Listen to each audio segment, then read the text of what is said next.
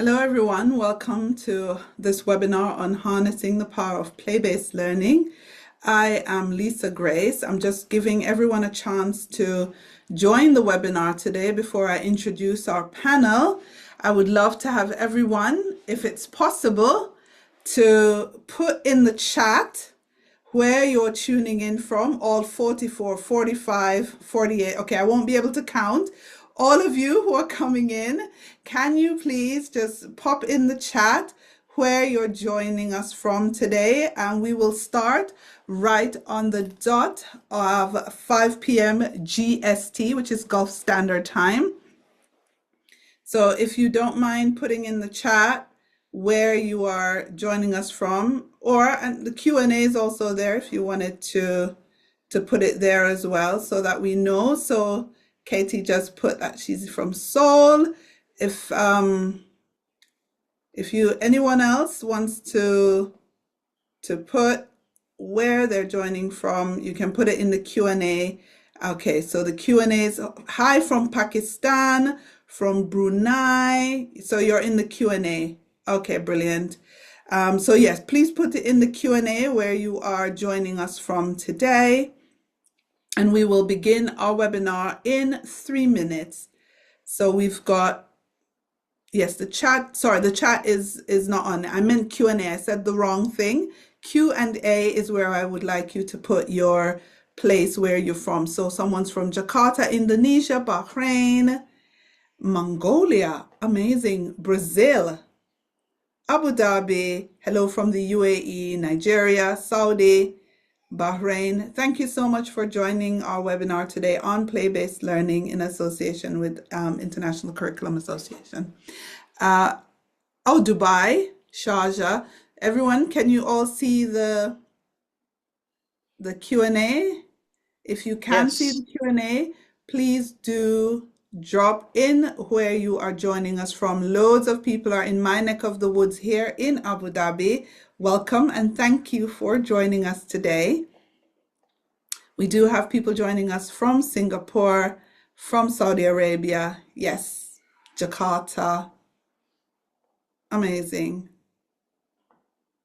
So we're just giving everyone a couple of more minutes to join in. Someone's joining us from Bali. We were just talking about Bali. We would love to be where you are right now in Bali. India, also from the UAE. Ajman, hello. Okay, so while we're waiting for people to tell us where they're from, it is my pleasure to introduce our panel today, but I won't be doing the introductions. I will have them introduce themselves. So I'll just say their first names, and then they're going to tell us who they are and where they're joining us from today, and maybe just a little bit more about themselves and the work they do. So I'm going to start with Donna. Okay, thank you. Good evening, everyone, or good morning, wherever you are. I am currently based in Oman at PDO School. I've been in education teaching for over 20 years, working across Scotland, Qatar, Brunei, and more recently Oman. I've recently left Brunei after 15 years, 8 years of those in leadership, where I worked across early years and Key Stage 1, leading a team there where we fully embedded play-based learning through the IUIC in the early years, but taking it up into Key Stage 1. So I'm really excited to join you all today. Thank you. Naveen. Hello, everyone. This is Naveen, and as well, I work at PDO School as early years lead, curriculum lead, and currently I'm appointed as an ambassador for international curriculum, ICA, and a trainer in the region. So I've been working in early years for the past 10 years now, and I've been on Oman for the past 15 years, and I'm so excited for all to share the journey together about play-based learning. Thank you. Thank you. Katie? Good evening or good morning, everyone. My name is Katie Freeman. I am from Seoul. I'm originally from the UK. I'm currently teaching at Seoul Foreign British School. I have been teaching within the IUIC, the ICA, for a good few years now. I'm a very passionate early years teacher. That's all I do is talk about play. Very excited to be with you today and share any words of wisdom with you all. And I look forward to sharing lots later. Thank you. Brilliant. Jolinda? Hi, I'm Yolinda. I am from the Netherlands, but I'm working currently in Singapore. I'm there at the Holland International School, the IOIC and the IPC lead, and I'm a quality insurance for what we do at the moment. And we are really passionate about play-based learning because this is really close to our Dutch heart. Thank you, Yolinda. Laura? Hi everybody, my name's Laura. I'm the current Head of Inclusion and Play-Based Learning, what a job title, I'm very lucky, for the International Curriculum Association, or the ICA as we refer to ourselves. Previous to this, I was the Head of Early Years, and in my previous life, I've been Head of School, Senko, curriculum writer, and in my very early days, I worked in theatre, which is where a lot of my firm beliefs about play-based learning originated. I'm here representing the ICA. We are a global ecosystem. We are all around the world. I'm so delighted to be surrounded by my panelists today, all of whom are representing their own schools and communities. We're so lucky that we get to go in and work in lots of different countries, cultures, environments. So please do have a little look at the website after today's webinar to find out a little bit more about what we do. Thank you very much. Thank you. And my name is Lisa Grace Wilson. I will be hosting this panel today. I am the editor of Teach Middle East, the largest platform for educators in the Middle East. I am a former school leader, and I actually worked across schools from early years to primary in the UK and here in Abu Dhabi with the Abu Dhabi Education Council. But now I'm more of a journalist and analyst in the space. All right, we're going to jump right off. Today, we're going to cover several themes, and I know we're conscious of time. So I want to get the expertise out on play-based learning. So we're going to be talking about the philosophy and mindset. We're also talk about play in practice, play and leadership. And then we're going to look at where it is all going in terms of the broader impacts and future directions of play. Now, when we talk about play and the ICA curriculum, how would you, and I'm going to go straight to Laura, how does ICA define play as a learning approach beyond early childhood? Thanks, Lisa, for starting with that. It's a great context to set our conversation in. So one thing we're deeply passionate about is that play doesn't exist just in the early years. Of course, we see it very clearly in the early years, but I think wider and wider, and certainly globally, what we're seeing a need for is that play extends all the way through into adulthood, in fact, and slightly redefines what we mean by that. So we position it as a mindset, and we what we want to do with our community is really work on those practical steps that are very often incremental and small, but build big change in mindset. So that's very much our position on it. Working on the great work of Lego, of Project Zero at Harvard. There is amazing research, which is not new, you know, it has a lot of reflection in there that we really get to benefit from. So really sitting in that mindset, and that play is for everyone. Yeah, I do agree with you. Play is for everyone. And I think sometimes when we think about play, we're only thinking of the little ones, but we as grown-up play as well. Donna, in your experience, what are the biggest misconceptions about play in schools? Well, as someone that's been in an early years classroom and a Key Stage 1 classroom and leadership, probably got to say the biggest misconception is that it's something children do before learning starts. That it's something that's given as a reward or a break, or it's just a bit of fun for them. I would say when you truly spend time in a play-based classroom, you see how quickly play is the learning. So it's not something that should come afterwards. I'll give you an example there. We've been working on Three Billy Goats graph, and children were building bridges, and they were not playing, but they were looking at testing their balance, they were adjusting their angles, they were looking at weights that could be added, explaining their thinking. And for us at such a young age, at 5 years old, that's already looking at some engineering techniques there and the conversations that come out of that. I'd probably say the other big misconception for me is that you outgrow play when you leave the early years. But that's not true, because it does become more sophisticated, and a well-planned learning environment has such a massive impact on the children. Thank you. Yolinda, what are some misconceptions about play that you are noticing in schools? Well, sometimes people just define play as it's like not useful, but in my opinion, it's like this is how children explore the world.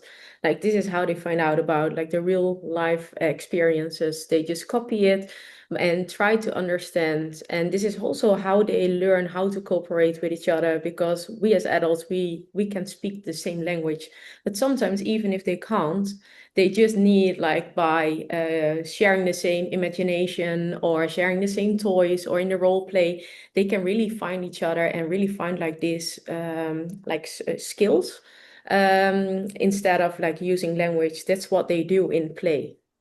Yeah, I agree with you. Sometimes they say, oh, let them play, they're not as academic. Naveen, what are your thoughts on that? You're on mute. As my colleague said, one of the biggest misconception is that play lacks the academic depth, but many still associate play with the free time or something that happens after relearning, especially when I worked in the Middle East. So in reality, high quality play is intellectually demanding. It involves hypothesis testing, negotiation, functioning, language development, and emotional regulation as well. When children build, role play, investigate, they are engaging in complex thinking processes. And the shift happens when educators make learning intentions visible within play, document thinking, not just outcomes, and use intentional questioning, recognize that depth often engages through exploration rather than just direct instruction. So play for us, or for educators that believe in play based, is not the absence of structure. It is a structure that it just invest agency. I love that because Donna said play is the learning, which Yeah, is, and I'm going to it invites definitely the steal that. agency. Yeah. So tell me, Katie, the ICA talks about play helping to break down the dichotomy between work and play. How can teachers integrate this mindset within the existing curriculum structures that we have going on, that are more like outcomes driven?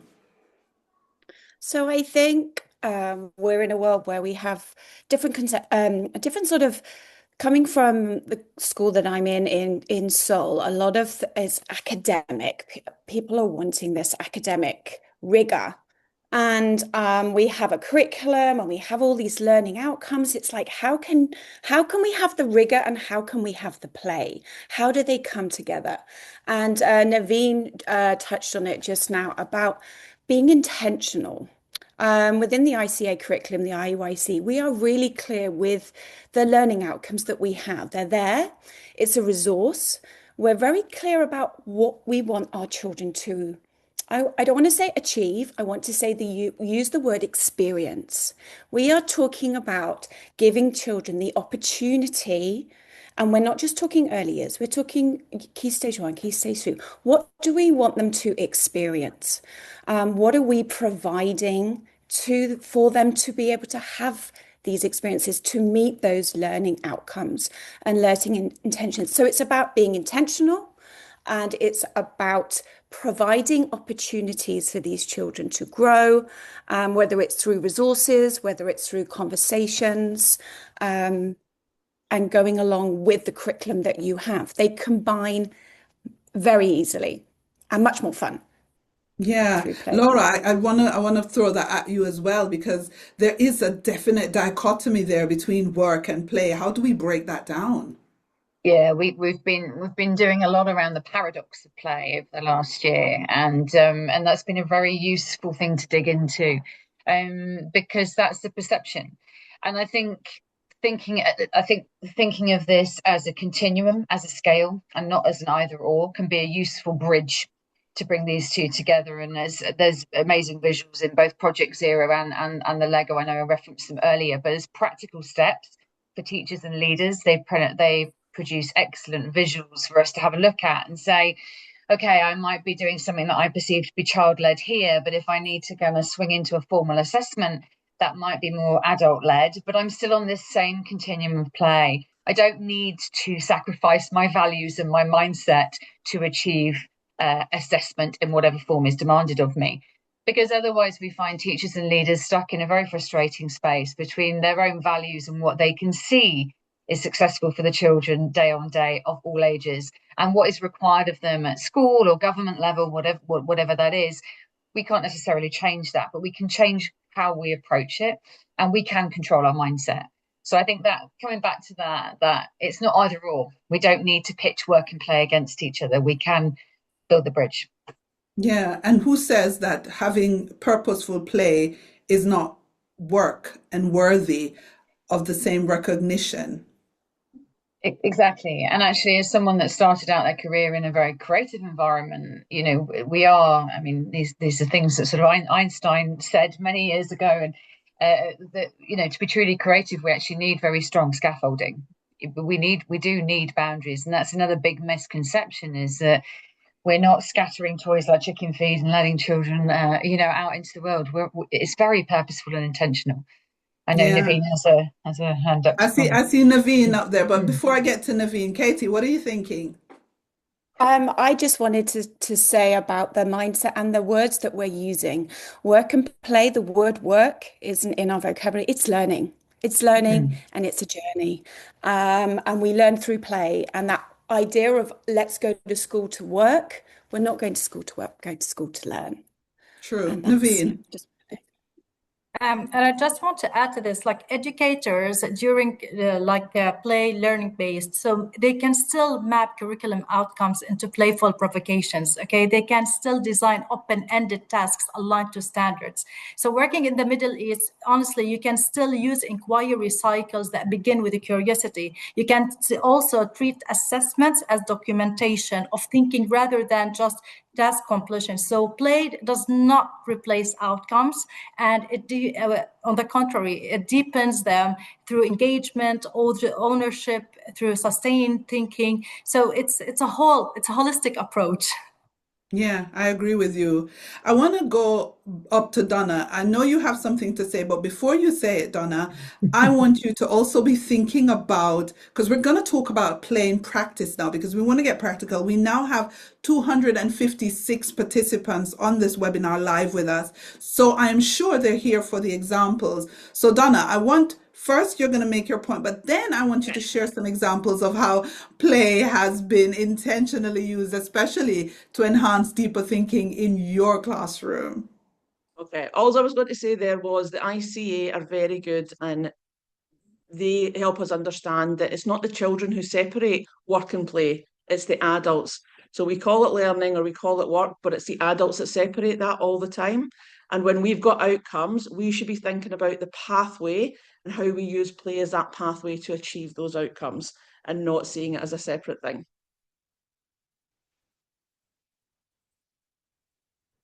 Lisa, you're on mute.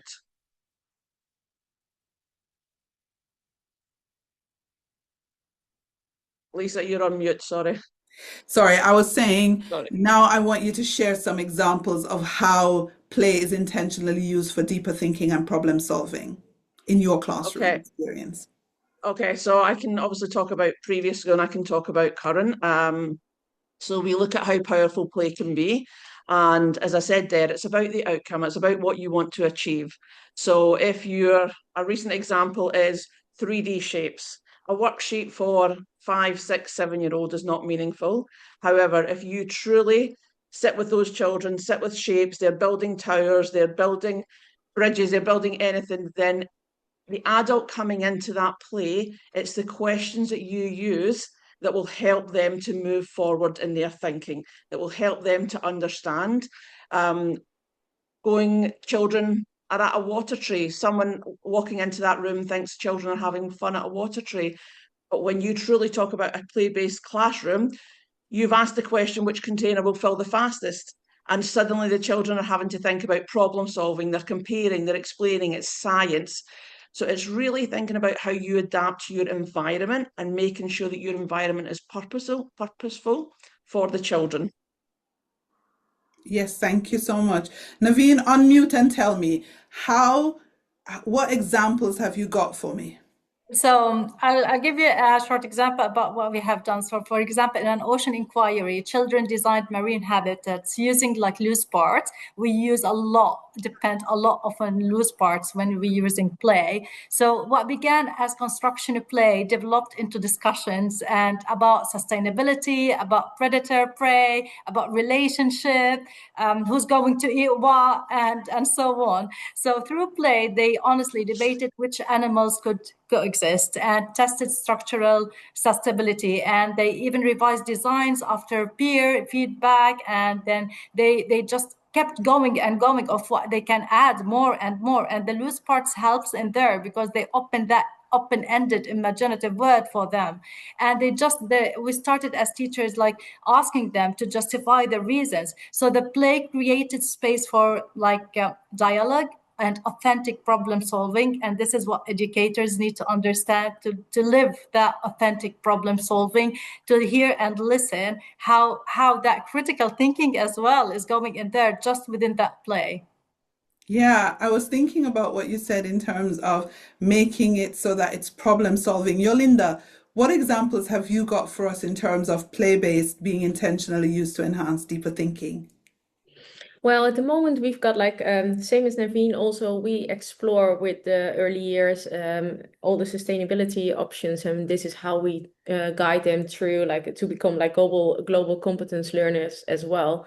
And then even like the younger ones, and I'm talking about 2-3 years old, they're having like the unit plant as partners, and they are going to find out how plants grow. So first they start with how do I grow, and then they can come up with like I'm going to explore how a plant grows, and just let them when it's like child-led, they come with like the most amazing things because they think like plants might grow because we add some music, and they're going to put like a headphone with music because they think the plant will grow faster, or they just add on more water and they just put on different places. So this is really about like trying to find out how the world works, and if I can like grow because I'm eating like a lot of food, maybe I have to add like one of my crackers inside the pot of the plant. So this is really about like, okay, what's going on? And the teacher can, like what Naveen was sharing as well, you just ask them questions and you make them think and rethink and redesign and just go one step deeper until they find like this moment like, oh wow, oh, I think maybe it will not, like the plants will not grow from music, so I'll just take that away and just put something else in place. And this is really by like let them instead of us being in charge. I love that. I love that. It takes me to our context here in the Middle East and even in other sections where, because your whole body is involved in play, you don't always need to have the full spectrum of the language in order to take part in that discovery learning. And so I'm going to go to Laura because the ICA's Play Hub, right? It includes workshops like play is the language and play is reflective. But Laura, help me out here. How might these concepts support teachers in multilingual or diverse classrooms like the ones we have in our region? Yeah, thanks, Lisa. It's a really critical part. I think in most of our schools, I think most of our schools have at least got bilingual, if not trilingual, and more streams. So it's something we see and talk about very regularly. I think when you approach this through a window of play, what you see is different languages, if that makes sense. So you stop seeing the languages that you have named, and you start seeing different levels of communication and critically different levels of empathy that build in those children. Because actually, if we don't point it out to the children, they find a way. We've all witnessed as teachers in a classroom, children find, if they are motivated to play, they will find a way to communicate. If they find a way to communicate, they are motivated to put language to that, and they will construct their own linguistic environment. We as adults then can observe that, and as and when it's developmentally appropriate, start to put tangible structure onto it. but we're allowing them to bring their whole selves, their holistic selves, their emotional selves to it. And we know if that happens as adults, we are much more comfortable, confident, and motivated to communicate. And it's exactly the same for children.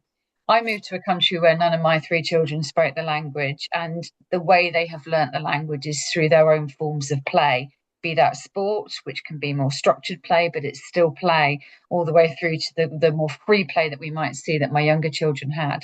And there's been not a lot of there's been deliberate action after that, but the starting point to motivate them had to be play.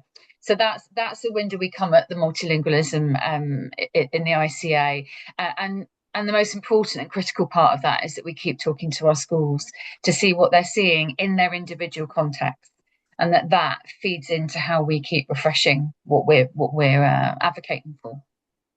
I think also when you think of little children, especially the very young ones, language isn't a barrier.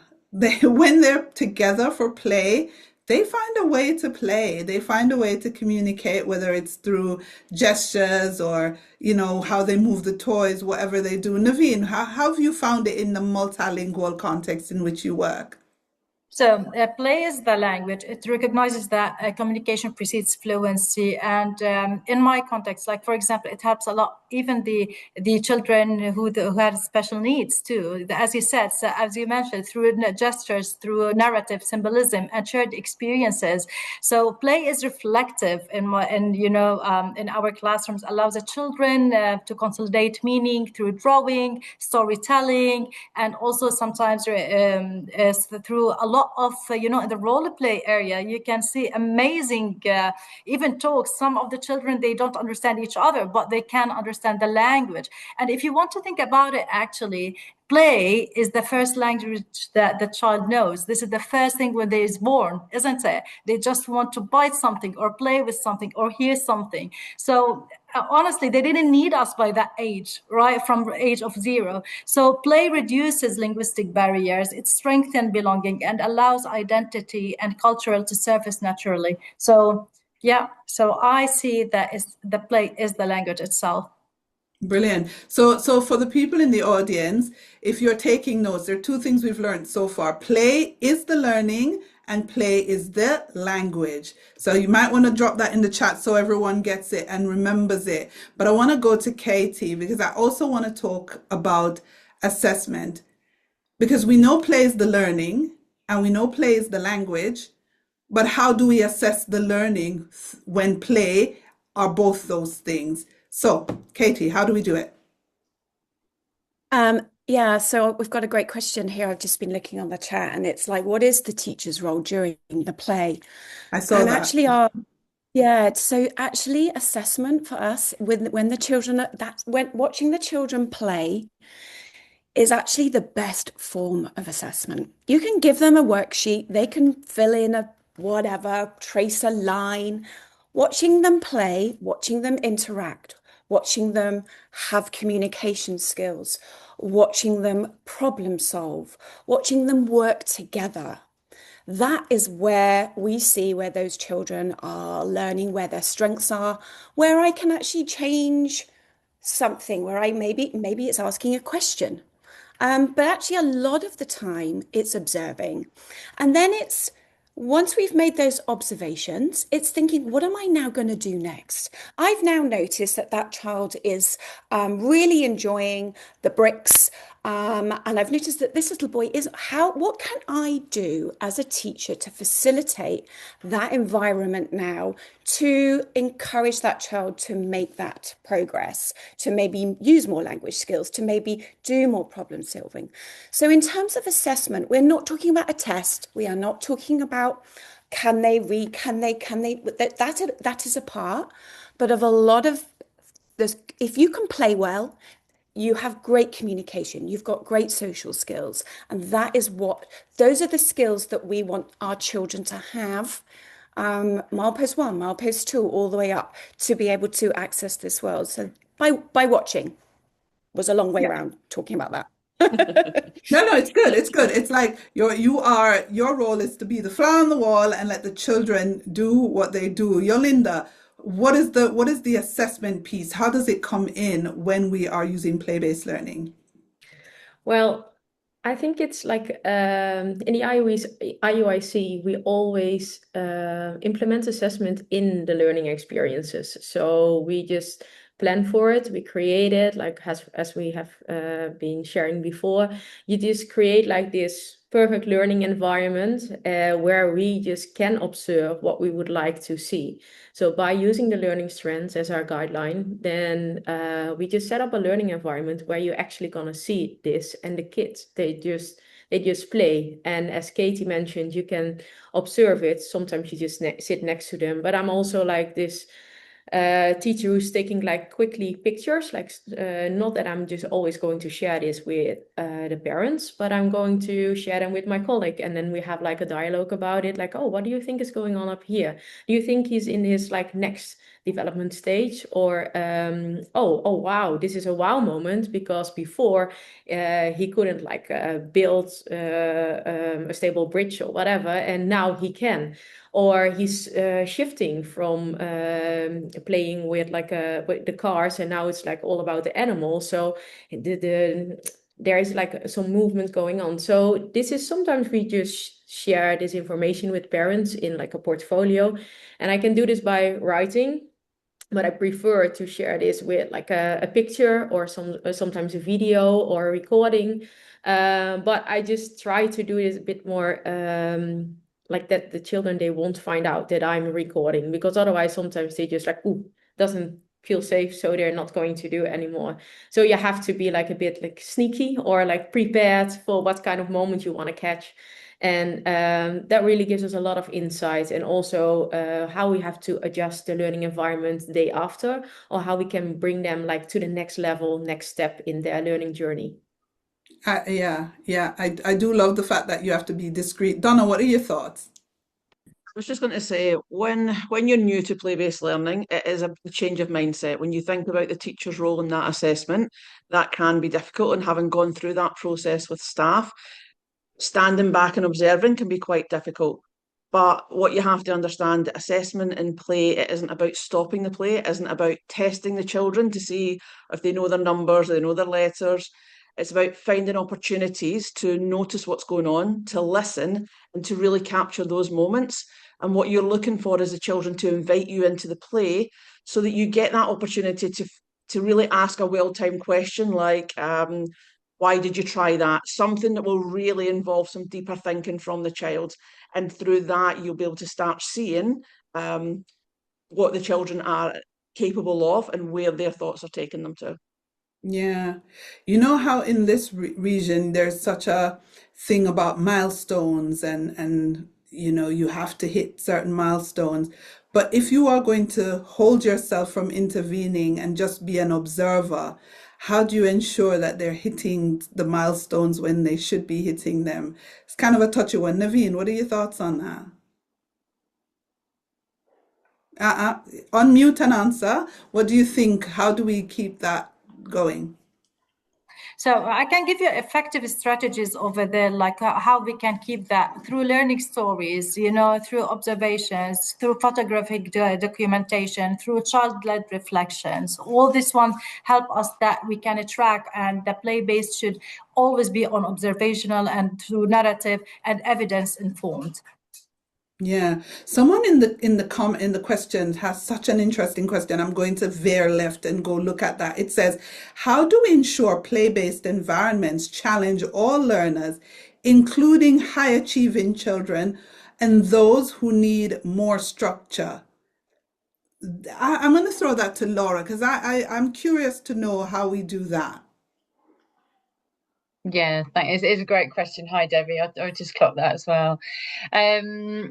I'm going to introduce it. I'm going to throw it to Katie in a minute because I think she's really well placed to answer it as well.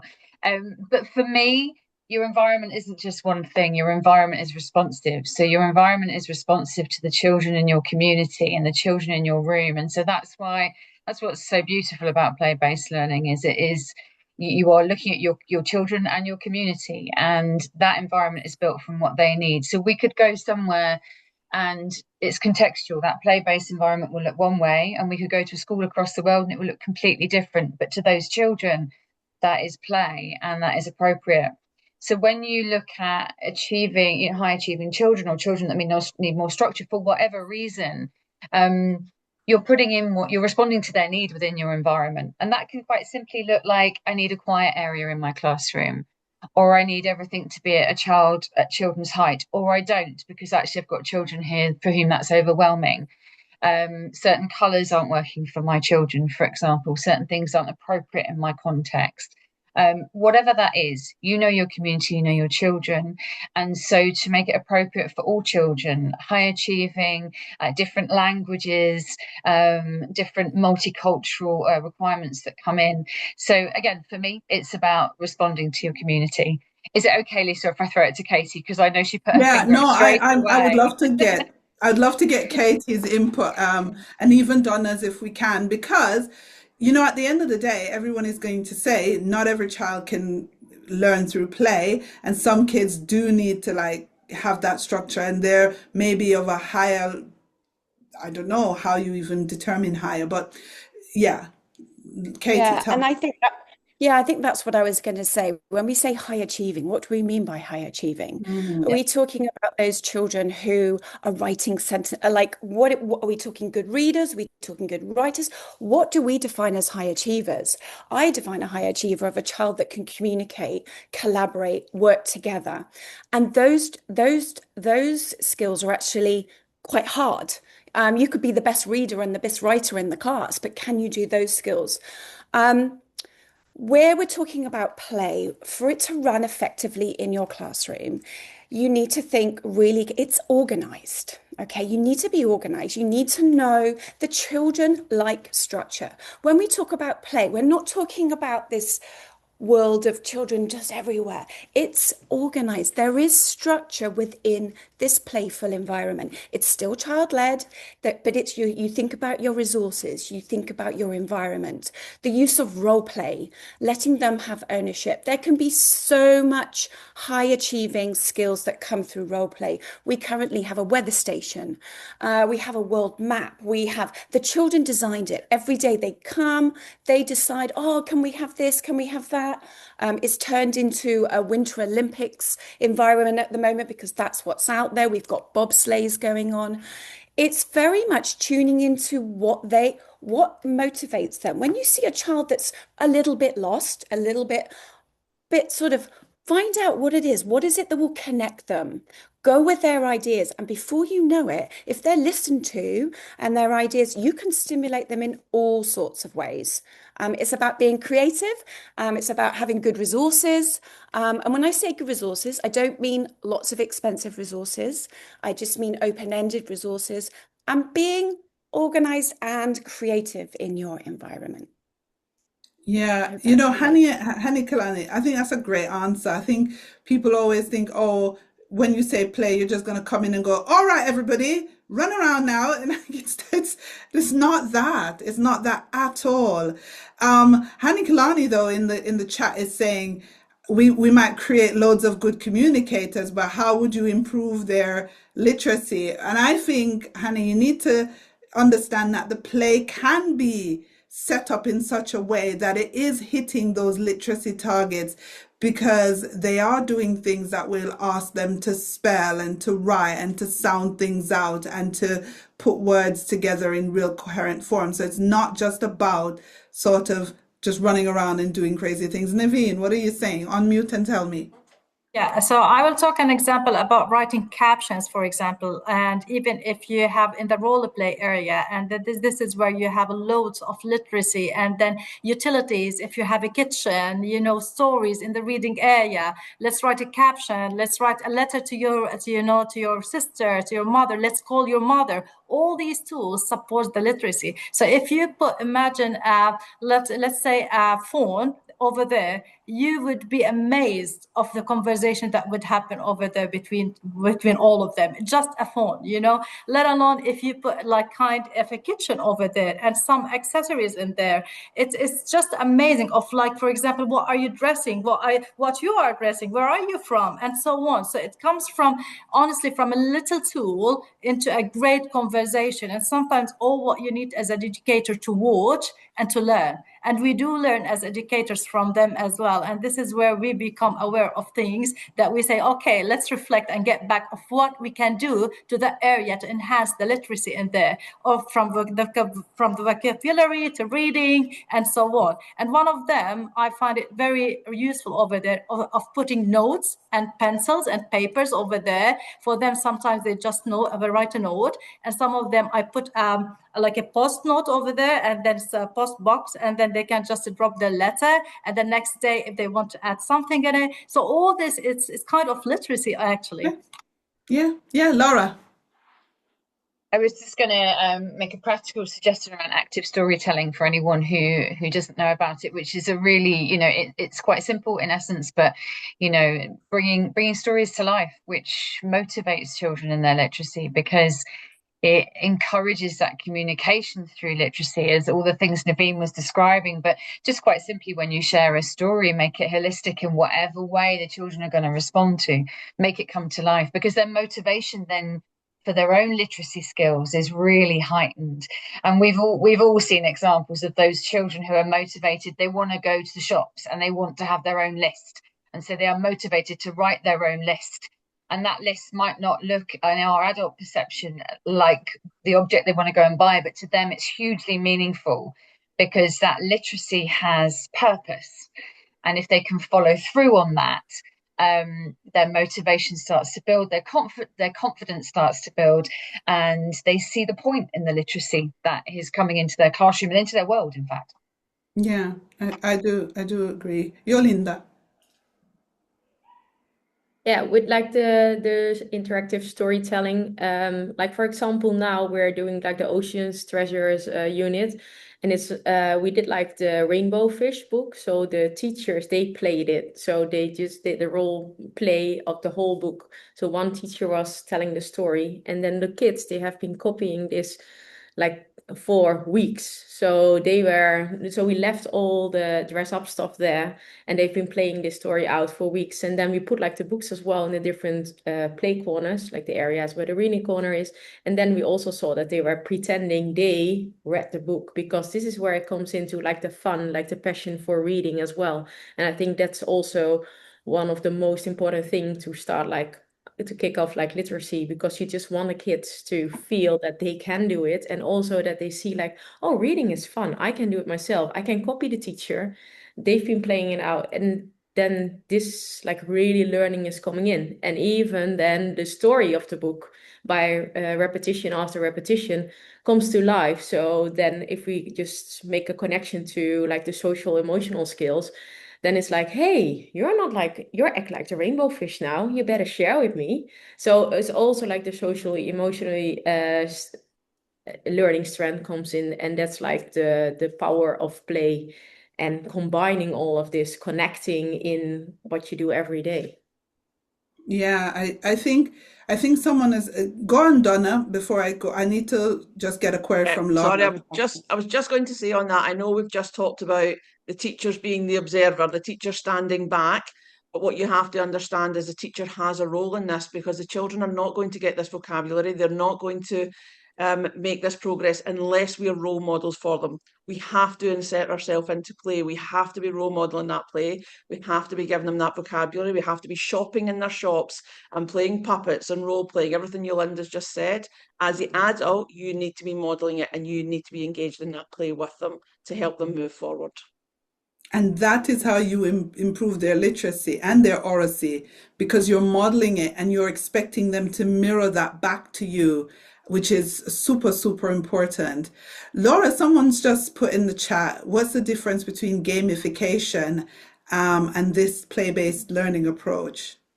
That's such a good question. I suppose I don't know, I haven't seen the question, but I don't know if we're bouncing off a sort of tech definition or an AI or not so much, but a broader sense. I suppose it bounces a little bit off what Donna's just said about us role modeling as well. You know, gamification is putting game design elements into something. So, you know, if you think about in school settings, we'd be looking at games with rules, with collective outcomes. If we think about the continuum of learning with Lego, there's a healthy space in the middle for these activities, and we talk about activities that have got rules and outcomes that we all understand together before we go into an experience. Also, I think a sign of gamification is taking real world activities and giving them structure. That's often as adults what we understand and we see in the tech world, that going right into sort of simulation. I love the example, giving kids the example of pilots that learn to fly planes by gaming. They practice on a game. I think kids love knowing how meaningful and important that is as adults. Just linking that back to Donna's point. For me, this is all in the same area. This is all play. This is all about taking that essence of play, those skills that come from play, but also the skills that we refine in play, and pulling them through into all kinds of different structures. We don't need to lose that mindset. We can keep that mindset when there's rules. We can keep that mindset where we have more freedom. We can keep that mindset where the structure is being set by someone else or set by ourselves. It all comes under the same banner. So for me, gamification is a really useful way of looking at scaffolded play. Yeah. I want to go to Naveen because we want to talk about playing leadership. So what does it mean for school leaders, governments, ministries to adopt, to foster a playful mindset across an institution, even a system? I mean, and what practical steps can leaders take, you reckon?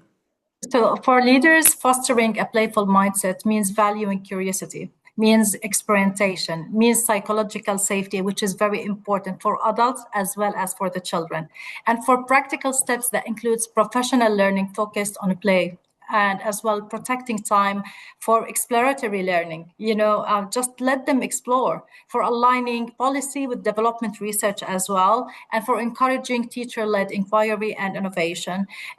Leadership sets the tone, to be honest. It's a very important role when it comes to fostering playful mindset within the setting, within the environment setting. When adults are trusted to experiment, play flourishes in there. And when adults trust the play, it will expand within the environment, and it will just open doors and doors and more and more. And this is what we have noticed currently in our school as well. Yeah. Katie, what are your thoughts on that?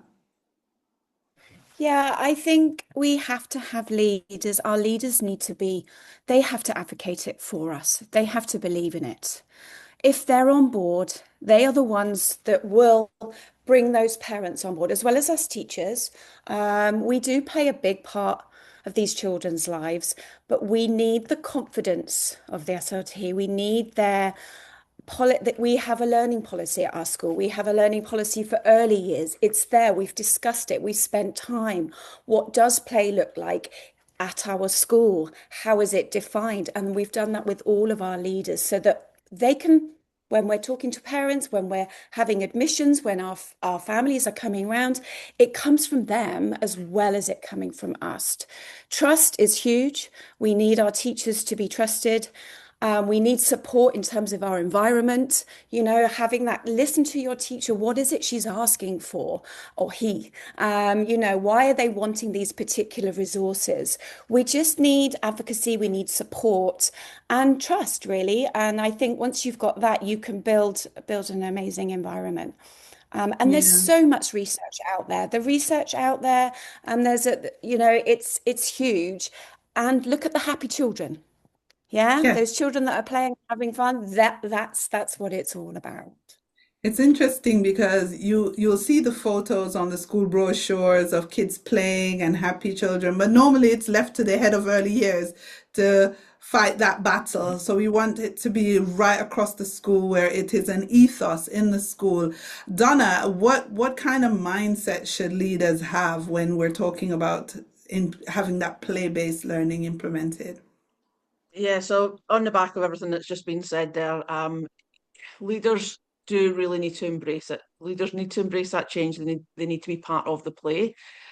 I'll give you an example of something I did as a deputy principal, and I am a real advocate for play-based. So every week we have a briefing. So Friday morning, 15 minutes, and same, you're talking about the week ahead, what's coming up.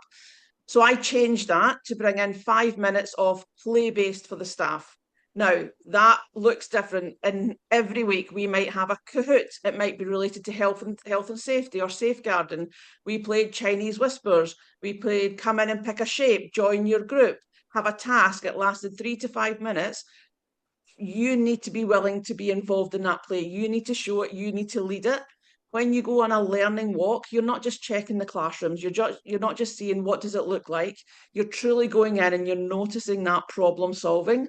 And I'll say it's difficult. Not everybody gets on board. And when I started the opportunities through the briefing to really make it joyful, make it fun, have staff laughing, leaving on a high, working with other colleagues, finding out about each other, by term 3, they were signing up to lead it. They were coming with their own ideas, not just the teachers, but the learning support assistants. And they truly, everybody then was embracing that, because if we model it and we believe in it, then we do change the culture of the school as well. Yeah, Yolinda, is there any examples of that in your schools? Like, can you discuss any examples of where a playful approach has influenced the school policy or well-being outcomes like Donna was talking about? Yeah, I think like I do agree on what Donna has been telling. Like you really need like all the leaders on board. So what we did in our school to, I thought like, oh, sometimes even though the upper primary teachers they see play as, oh, it's fun. They just walk outside. It's nice weather. So, oh, great, I can be early years teacher. And I'm like, well, you just find out how it is to play. So during one of my meetings, I just got like all the Lego out and I just put it all on every table and I asked them to build. And I did it regarding a topic which we were discussing, but then at the same time, everyone had to experience how it is to play. And they were like, oh, wow, it's actually quite fun. Oh, I'm learning something as well. So by using the Lego as like a product where they have to discuss it, it's like both sides. So they were like, oh, it's really meaningful to play because now everyone has a say in this because you have to discuss the model which you are building.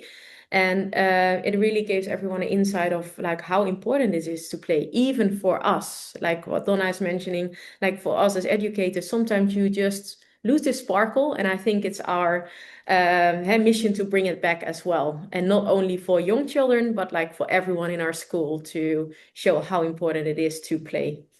Yeah, that brings me to thank you so much, because someone in the comment in the Q&A, sorry, has asked a really interesting question. So I'm going to combine it with something that I had to ask as well, because the person wants to know. I think that's Michael.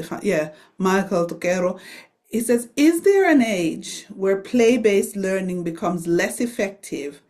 And how can play remain meaningful in upper primary or even older students?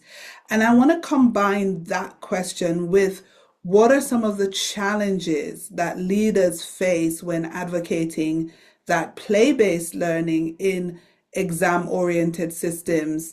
There's a juxtaposition there. How are we addressing that? Laura, start with you. Hi, Michael. It's such a great question and such a huge topic. I'll contextualize it by saying that I was lucky enough to lead a Play Hub workshop in Rio in Brazil last year, and we had teachers from all across the school, including the head of secondary, the head of early years, so key stakeholders all across the school. And the start of the day was very interesting when I got them all up in a circle. And by the end of the day, we were all fully immersed and I won't say aligned because that's not what we were there for. We were there to learn from each other in this context of play. And I say that because I know that it's not always easy for schools to pull together that group of people. And it was one of the most exciting workshops I think I've ever had the pleasure to be in, because we were able to ask that question and we were able to get genuine answers. Is that what are these challenges? What are you actually seeing in your children? What are you actually seeing in the families? And I think it's really, really important to put this conversation in the context of community and the power of conversation that the children get from home as they get older. the pressures that can come, what parents and families see as tangible progress, and how that plays out to a child when they then come to school. I've seen it so many times when you make amazing progress with an older child, and then they come back a few days later, but it hasn't exactly been greeted with the excitement they had at home, because at home they're looking for a tangible something. They don't necessarily understand how much that's given the children. So it's work to do in that space. In terms of, is there an age where it drops off? No. I think we should be playing forever is my broad answer. I think if we look to the future, what skills are we actually going to need? The world is changing so fast. We've never known growth like this. Who's going to thrive in it? The people that are adaptable, who are flexible, who can thrive in a changing environment. And we owe it to our children to give them those at school. That's the place they can try it. That's the place they can fail. That's the place they can learn how they are in that context and what they need to manage that. So no, my answer to that question remains passionately all ages, including us as teachers and leaders. Donna's point earlier, it's so vital. And then supporting parents to really feel safe in this progression as well. Yeah, I think it is interesting when we talk about the human skills and what will be needed in the future. Oh, keep saying the future. Stop it. We are here. We need these skills today. You know, it is not the future. It is today. And so how do we see, and I'll go to Naveen with this one. How do you see the role of education technology evolving within play-based learning frameworks? Can tech support play without replacing it? Like, where are we with that? So educational technology can support play when it enhances exploration rather than replaces embodied social interaction. So technology can enable kind of simulation and design thinking, can support collaborative problem solving, can provide tools for reflection and documentation. However, it should remain a tool within play itself. So not the driver. So embodied in relation experiences remain central to development in there. And I can give you just like kind of an example. Maybe if you put kind of a Chrome, like, in an area, as we said, in the reading area, it's kind of technology that the children can use. Yet sometimes you can just turn it off, but they can still use the tabs in there, right? So it's kind of showing them this is the real world, this is the enhancement in there that they can add within the technology. And sometimes we do turn it on for them and we see, we interact with them. And this is when, again, if we want to connect it with the literacy and all that vocabulary where we model for them in there of how we can use the technology and how we can be involved within the play-based. Yeah, what are your thoughts on that, Donna? Very much like Naveen said, it shouldn't replace the physical, the social, the messy, the imaginative, but it has to become a material in the environment, because let's be honest, the way that the world is changing, technology is becoming a huge part of children's lives from such a young age. But it's how the children use it. So using it to document their ideas, something as simple as Seesaw, being able to take pictures, being able to take videos, being able to do voiceovers that they can then share with their families at home, that two-way communication device.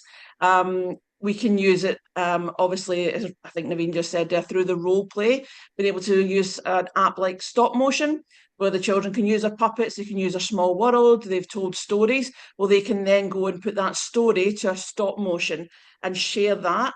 For me, definitely in the early years and Key Stage 1, it's an amazing tool for reflection, because we spend a lot of time capturing what's really going on in the environments with the children in that learning landscape. And those photos, they shouldn't just be shared with only the parents or stored in a folder. We should be reflecting on a daily, a weekly, at the end of a week, for children to really look back on, oh, this is what I did, what did I take from it?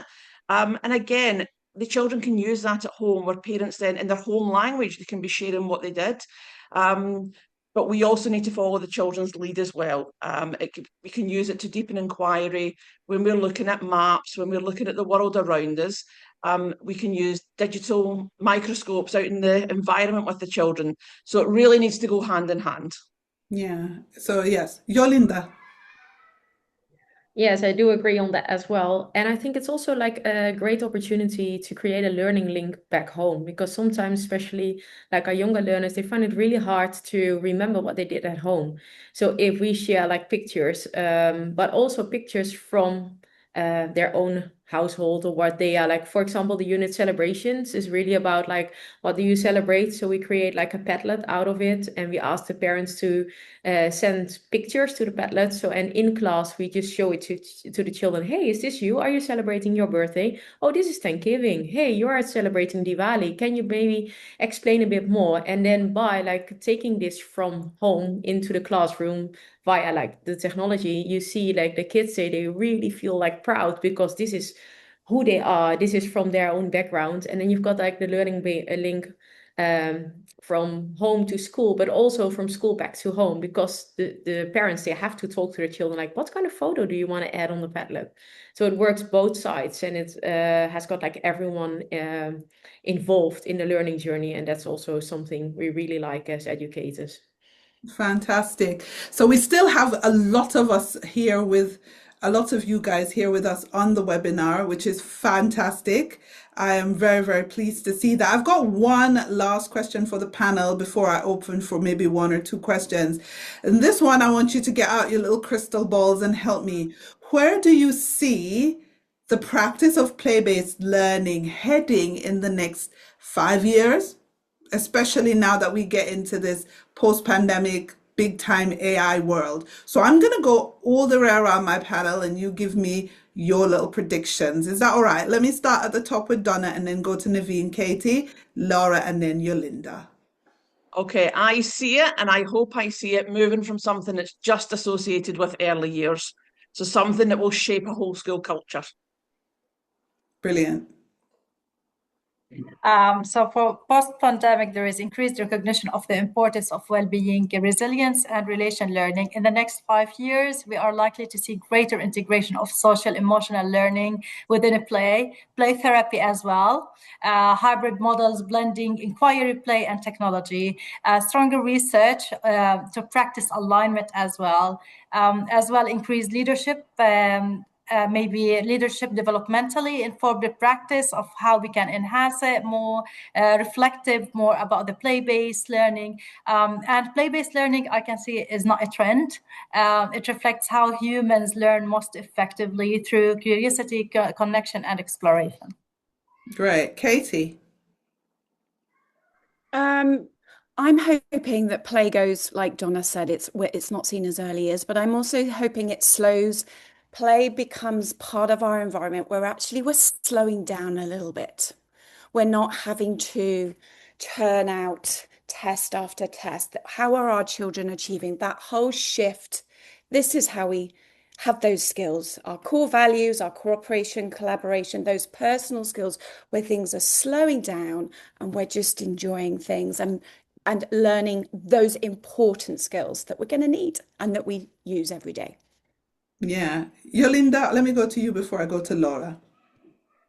Yeah, I do agree on all of them. Like, I think it's important that we just teach the children skills for future about like, let them be thinkers, let them explore, like let learning be active and not only like led by us, but let them create their own learning journey because that's what they need. They need to be thinkers for like for the future. Yeah. Laura, where's it going? Where's it going? Where's it going? Where I hope it's going. I hope that we succeed in continuing to be for play to continue to be recognised at government level, because it's really exciting in my role to see increasingly national curriculums being repurposed with play right in there. That's fantastic because we were all born playful. This isn't new. This is not new. We are inherently playful. We need to play. I think we go in circles, right, as humans, but also in education cycles. And we just need to connect with that bit that goes, oh, yeah, this is a very natural part of being human, and we just need to centralize it. And I just really hope that we continue to see governments and people that can really influence sustainable change. We see it in the UN Convention of Rights. We see it in really key places, but we do need to reassure families that we're doing right by their children. And I think when key stakeholders like government members are saying these things, it just massively helps the community. So that's my hope for the next 5 years. Brilliant. Naveen? So I just want to add something. If you want to think about it now, that big companies now, they are guiding their people to team play, isn't it? When we want to do a team bond, when we want to do a team building, we're inviting those people to play, whether through games, whether through interactions. So it starts from the foundation and all the way up to companies now, where they are looking into well-being and how play can affect that, and how that team bonding is starting just from a game. So for me, it's not just the foundation, it goes all the way up to big companies nowadays. Brilliant. Thank you. I've got one question that I can take. It's how do we ensure all students are actively engaged and not just the confident ones? How do we balance child-led play with guided learning objectives? I'll throw that to Laura because that is the first and last question that we can take because our time is up. It's a great question. I would say being actively engaged doesn't just have to look confident and loud. We all know that engagement is our knowledge of the children will tell you whether or not they're engaged. Eye contact, body language, look for the small and the subtle. The confident children is, we know as educators, but confidence is also contextual. A child might be very confident in one situation in the classroom or in your setting or at home and not in another one. The difference between children inside and outside always fascinates me. The difference between children at sport and children at something more literacy based. So look for the small, look for the subtle. Keep challenging yourself as the educator to make sure that you're not making assumptions about a child and their engagement, because we change all the time, every day, and children have the right for us to be open-minded in that way. Balancing child-led play and guided learning objectives. I would always guide you. I'm a huge fan of a spectrum. The Lego one is something that I've used time and time again in my career, and I just find the language around it so helpful. We use it in the Play Hub at the ICA alongside with our own spectrums when we look at ourselves as adults. And I just finished that by saying, keep looking to yourself. I think we all as panelists have said that. But if the play gets blocked when it arrives with us, then we can only expect so much. But if we can keep working on our playful mindset, then these tensions and these paradoxes that will happen, that's life, they will be there. We will find ways through them because we'll be working on our own flexible, adaptable mindsets as well. Brilliant. So, Donna, Naveen, Katie, Yolinda, Laura, it has been a pleasure hosting this webinar with you. Our time is up, guys. ICA, Laura, can you tell us where people can learn more about ICA? Of course. So if you go to the International Curriculum Association website, I believe you'll be sent this in a follow-up as well, the actual email address. All of our information is on there. There is a section dedicated to the Play Hub. You can go onto that section. You can contact myself directly through that if you want to know more. We have a set of 12 Play Hub workshops that we run internationally, both online and face-to-face. We'd be delighted to talk to you. You get the opportunity to talk to us before you book. So we really try and create something that is appropriate for your setting. So yeah, head straight to the website, come through to probably myself initially, and I'd be delighted to talk to you further. Amazing. Thank you so much, everyone, for sticking with us, all 200 and odd of you and more. Some people left, some people stayed. The webinar will be available on demand, and recordings and follow-ups will be sent to you. I want to thank my panelists, and I want to thank the International Curriculum Association. If you want to learn more about what we do at Teach Middle East, you can find me on LinkedIn. It's Lisa Grace with a fully spelling, L-E-I-S-A, Grace Wilson, or just go to teachmiddleeast.com. Thank you so much. This webinar is finished. Thank you. Thank you.